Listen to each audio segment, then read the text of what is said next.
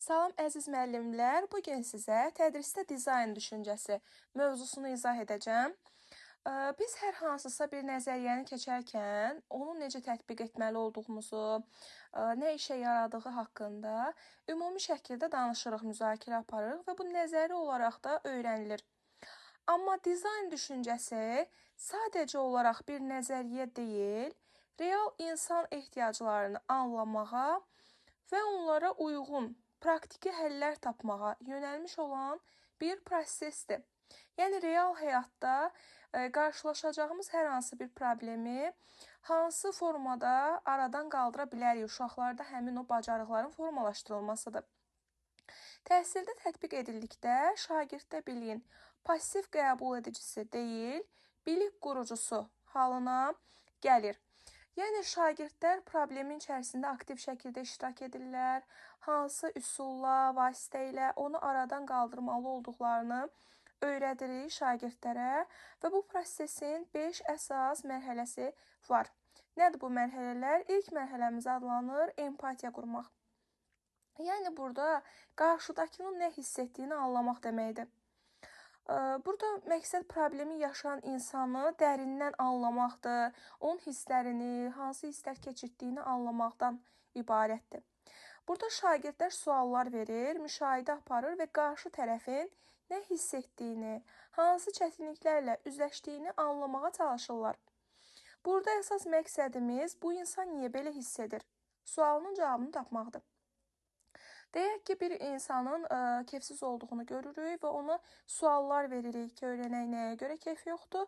O da bizə qarşılığında deyir ki, məsələn, evi yanıb, ona görə keyfi yoxdur.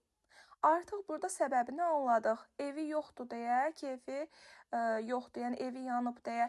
Bu insan min bir zəhmətlə evini alıb tikib, nə bilim, çətinliklə və indi hal-hazırda harda yaşayacaq.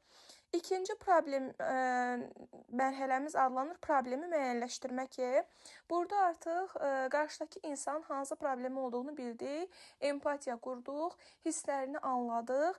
İndi isə düşünürük ki, biz necə edə bilərik ki, qarşıdakı insana kömək edək.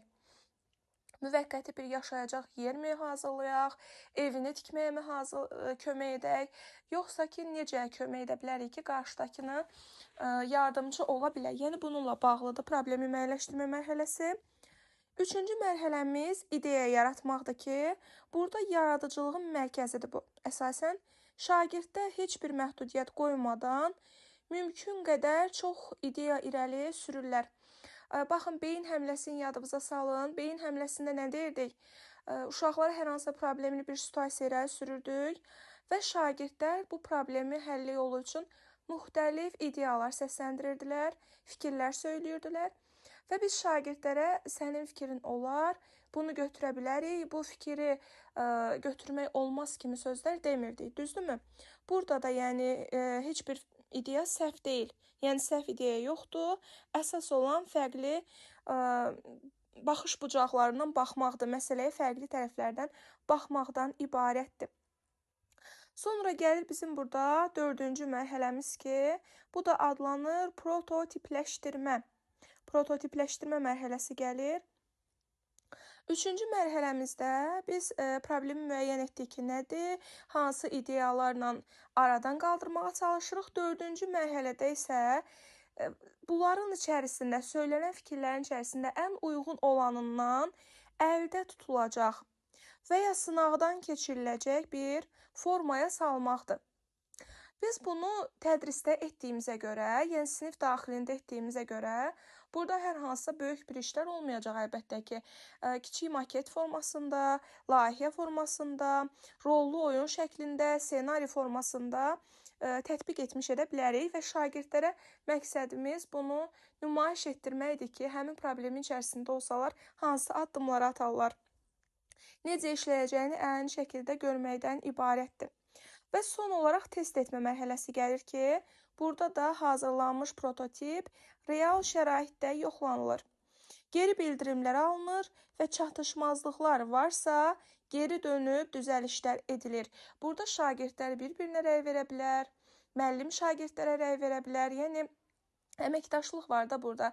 Qarşılıqlı şəkildə rəy bildirmək var və baxırlar ki, nəyi düzəltmək lazımdırsa, düzəliş olunur. Nəyə görə vacibdir? 21-ci əsr bacarıqlarını, tənqidi düşünməni, əməkdaşlığı, yaradıcılığı inkişaf etdirir, şagirdlərdə sosial məsuliyyət və başqalarına kömək etmək hissini formalaşdırır. Burada emosional zəka da işə düşür, çünki qarşıdakının emosiyalarla, empatiya qurmaqla anlamaq olduğuna görə təlim prosesini müəllim mərkəzli deyil, şagird mərkəzli edir. Yəni şagirdlər üçün maraqlı edir bir növ belə deyək. Onlar özləri də burada passiv yox, artıq aktiv iştirakçı olurlar, qəbul edən, məlumat ötürən, araşdıran bu şəkildə olduqlarına görə. Yəni şagirdlər dərslərdəki passivlik problemin dizayn düşüncəsi ilə necə həll edildiyi göstərilir. Və bu bayaq saydığım mərhələlər ki var idi, empatiya, problem müəyyənləşdirmə, ideya yaratma, prototipləşdirmə və test etmə mərhələləri ki var idi, bunlar müəllimə də aiddir. Yəni müəllim də burada problemi müəyyən edir, empatiya qurur uşaqlarla, başa düşür ki, bunların belə sönük olmağının səbəbi nədir, passiv qalmalarının səbəbi nədir? Müəllim şagirdlərə müsahibələr aparır və anlayır ki, passivliyin səbəbi dərslərin real həyatla əlaqəsiz olmasıdır. Yəni uşaqlar sıxılırlar da bir növ belə deyək. Sadəcə olaraq öyrən, gəl danış bununla bağlıdır. Amma biz bunu dərsdə əgər qursaq, real problemlər irəli sürsək, şagirdləri aktiv iştirakçı halına gətirsə, əlbəttə ki, onlar üçün də mövzular daha maraqlı olacaq və problem həll etmə daha maraqlı şəkildə və səmərəli olacaq. Sonra problemi müəyyənləşdirmədir ki, problem konkretləşir, dərs mövzuları ilə real həyat arasında əlaqə və seçim imkanı yaradan fəaliyyətlərin çatışmaması. Sonra ideya yaradılır, şagirdlər kiçik qruplara bölünür, mövzunu həyatla əlaqələndirən layihə, debat və ya oyun ideyaları irəli sürürlər.